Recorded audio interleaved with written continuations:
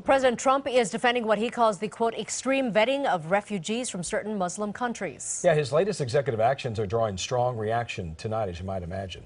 KCO9 political reporter Bryan joins us now with more on the controversy surrounding his latest move. Yeah, controversy is the key word here. The president says he's keeping America safe from future terrorist attacks, but some critics say this could backfire and actually become more dangerous.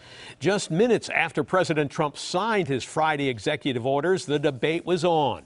Supporters applauding his action to protect America from terrorists, while critics charge he's scapegoating Muslims with his program of extreme vetting.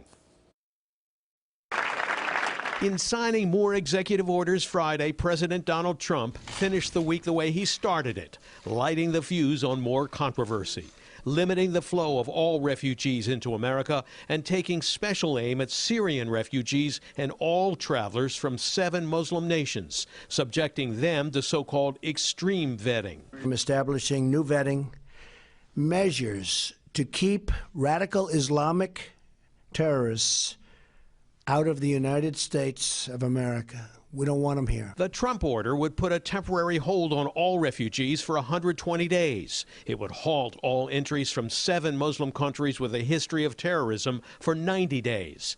And it would halt all Syrian refugees indefinitely. But Christian refugees from these countries would be given top priority for entry, as Mr. Trump explained on the Christian Broadcasting Network. Do you see them as kind of a priority here? Yes. You do? Yes, they've been horribly treated. Do you know, if you were a Christian in Syria, it was impossible, at least very, very tough to get into the United States. If you were a Muslim, you could come in. But if you were a Christian, it was almost impossible. So we are going to help them. 12,500 Syrian refugees were admitted into the U.S. last year. According to the State Department, almost all of them were Muslim. Only about 1% were Christian. The overwhelming majority of all the Syrian refugees admitted into America were women and children, according to the Washington Post. And the existing vetting process is so intense that it typically takes 9 months to 2 years to complete.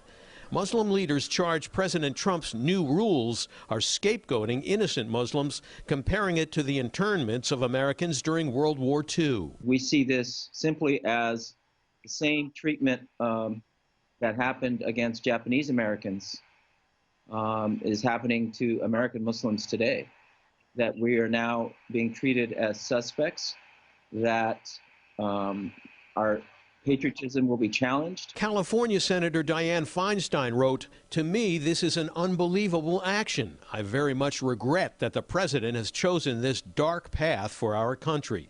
And Senator Dick Durbin tweeted, "History will judge where American leaders stand on the Muslim ban.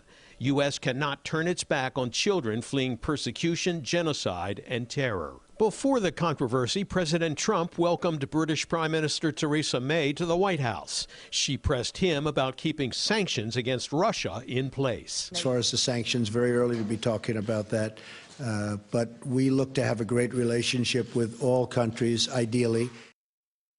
It was a busy day at the Pentagon as well. Retired General James Mattis was officially sworn in as the new Secretary of Defense. Vice President Mike Pence administered the oath while President Trump looked on. Lena, back to you.